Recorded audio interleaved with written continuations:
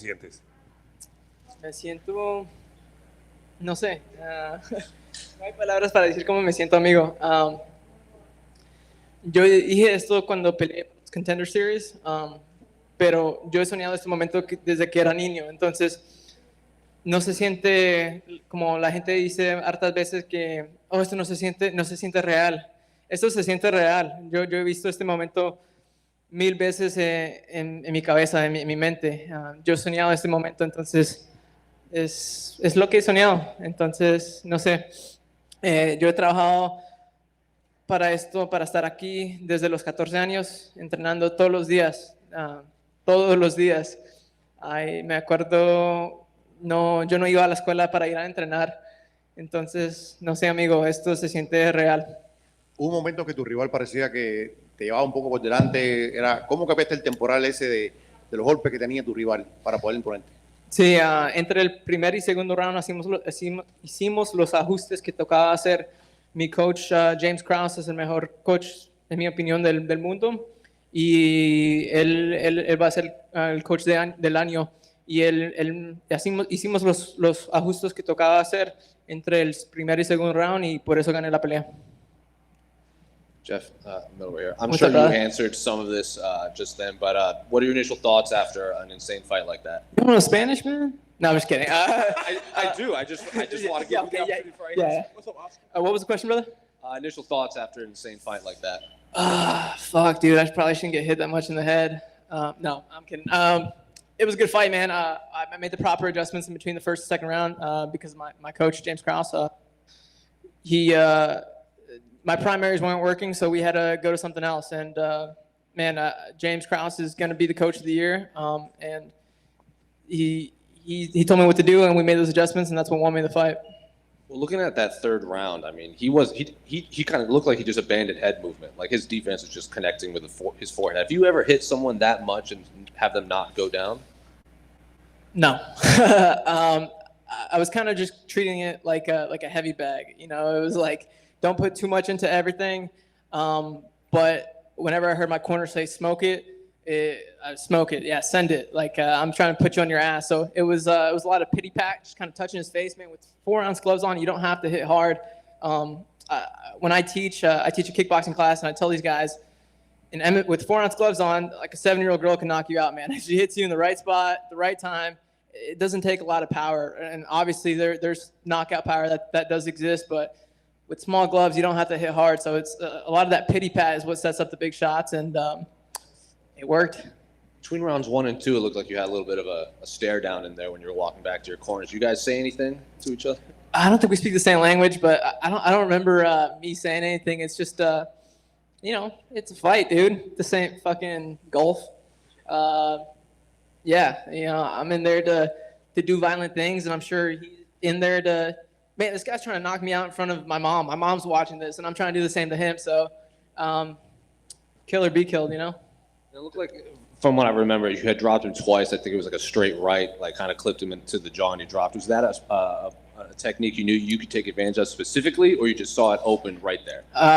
Again, Coach James Krause of the year. He's not looking, but oh, I got hit in the head. He smoked the 32. I'm giving away details, but that's what I did, man. And I smoked it and sat him on his ass. And there's always what ifs in MMA. Like, what if there would have been 10 more seconds? For sure, I would have had him out of there. He was pretty hurt, but there wasn't, you know. But that did win me that second round. And again, TJ. Then I see your corner walking around with that looks like a handle howler head. Was that a present from Dana? That was a present from Laura Senko, maybe, or I'm not sure. Yep, Sorolenko. And then finally, actually 2 more. What do you think of the fans being back? They were pretty out of control for like right out of the gate. Yeah, it was fucking awesome, dude. It was sick. My teammate and good friend Julian Marquez, may have heard of him. He told me get like a cheap. He calls it a cheap pop, like get energy from the crowd. I've never really been one to like feed off the crowd, but I was like, hey man, I'll try anything once. So. I did that before I got in the cage. I just rose my hand up, and I felt something. I don't know if it was placebo from him saying that you'll feel something, but there definitely was a pop that ran through my body. You know, it was like it sounds cliche, but yeah, I felt something. I don't know if it was just me about to get into a fist fight or if it was the crowd going crazy, but it felt good. And finally, when you want to get back in there, is there a specific name you want to fight, or what are your plans for the rest of the year? Man, I want to stay active. I was supposed to fight, so I fought for Contender Series in August. I was scheduled for November. Opponent caught the vid, rescheduled to January. I caught the Rona, and dude, shit sucked. You know, it was like back-to-back camps, and I was kind of being a bitch about it. It was like I felt like I was riding momentum from Contender Series, and this is like a what have you done for me lately sport. So if you don't fight for over a 6-month period, I think it was 8 months for me, like people forget who you are, and I was really riding that momentum, and I kind of allowed myself to be a bitch about it and get down on myself, and you know, I had to talk with the man James Krause, and it was like, dude, I didn't lose my contract. I'm still in the UFC, and one day I will be able to have my debut and do the stuff I've dreamt of since I was a kid. So I want to stay active. I took a little more damage than I wanted to in this fight. I want to be able to read books to my kids when I'm older, my future kids. So I need to make some adjustments to not get hit in the head that much. But I want to stay active. I'm fucking rambling right now, but I want to stay active. Hopefully, I turn 24 in July. Maybe get one in around that time. Oh, yeah, Jeff. What's up, boss? You talk about that second round knockdown. How much confidence do you feel? Because you said you had some swag when you came out in the third round. We know what happened in the third round. Did that give you confidence? Not that you were lacking, but with seeing him on his ass and then he dazed. You know, you were dazed too, but it seemed like I wasn't. No, just kidding, yeah. But it seemed like you fed off of that. Is that accurate? Yeah, sorry. Yeah, hell yeah. Of course, man. Nothing like sitting someone on their ass to be like, oh, I gotcha. So yeah, 100%. Just low confidence booster. Anytime you can put someone on their ass, it definitely brings confidence. How much excites you the fact that you didn't fight the most technical fight and you lived to tell about it and you got some stuff to go to the drawing board to improve for next time? Yeah, absolutely, man. Cage time is valuable, especially at the highest level. I'm here fighting the best people in the world. Again, something I've dreamt of since I started in this sport. So cage time is valuable, but I also don't want to be getting hit in the head that much. I want longevity in this sport, so we're going to make the adjustments, man. Again, I got the best coach in the world. We'll make the adjustments, and we'll only get better. Do you think the fight was different with the crowd factor? Fact, if you had the same type of style fight with no crowd, do you think y'all would have had this crazy, not rock'em sock'em robot fight? Yeah, probably. Man, don't get me wrong. Having the crowd back, fucking awesome, sick. But I don't care if I'm fighting in front of 15,000 people or Dana White at the Contender Series where it's quiet, or if it's in my backyard. I'm trying to fuck you up regardless. You're trying to do the same to me, so I'm not going to try any extra or more because of who's out there. Final question for me: does this give you motivation to be a slicker fighter? Because everybody think getting hit is cool. Can you let them know how cool it is to get hit? It's not that cool, guys. It's not that cool. My style is usually that slick, touch you. The name of the game is to hit, not get hit. I didn't do a very good job of that tonight, but you know, I'm going to learn from this. Jeffrey, al final del tercer asalto, cuando estaba terminando la pelea, te dieron duro, te sentiste mal, te recuperaste rápido. ¿Cómo te sentiste en ese momento? Sí, no te voy a decir mentiras, él me pegó duro al último, pero me sentí pues bien.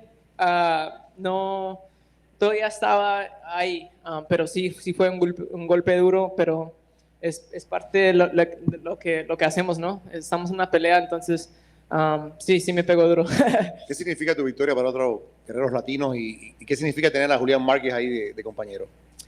Se siente, no sé, ser hispano, ser latino es algo que está en nuestro corazón, como es un orgullo que es como natural, como no sé cómo explicarlo, pero no hay palabras para describir cómo se siente para ser latino y estar en el nivel más alto del deporte.